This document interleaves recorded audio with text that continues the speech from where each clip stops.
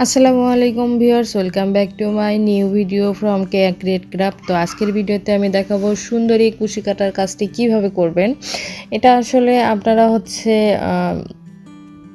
আমরা কি বলি জামার নিচে যে লক করে বা যেটা যাই হোক, আমি সঠিক হয়তো বা জানি না। এই লকের কাজটা কিভাবে করবেন সেটা দেখাচ্ছি কুশি কাটা দিয়ে।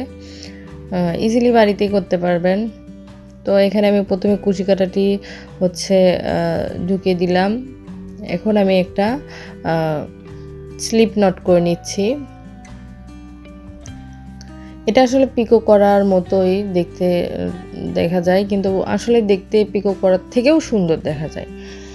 আমি আমার যে কোনো জামাতে এভাবে করি। তো আমি স্লিপ নট করে নিয়েছি। এখন এই সুতাটা সুন্দরভাবে আমি কাপড়ে কেমন করে সেট করে নিচ্ছি।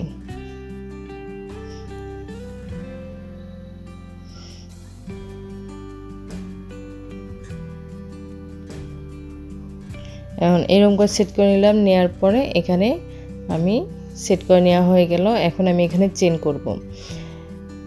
এখানে একটা, দুটা, তিনটি, চার, আর একটা করব আমি 5।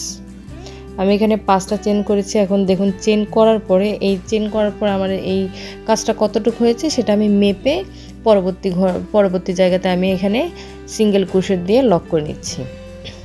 এখন আসি, এখানে চেন করাটা আপনার নিজস্ব পছন্দের ওপর। আপনারা চাইলে আরও বড় করতে পারেন, 2টা চেন করে লক করতে পারেন, 3টা চেন করে লক করতে পারেন।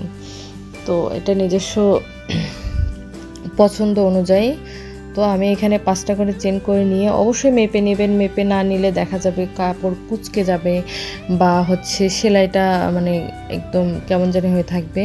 তো অবশ্যই মেপে একদম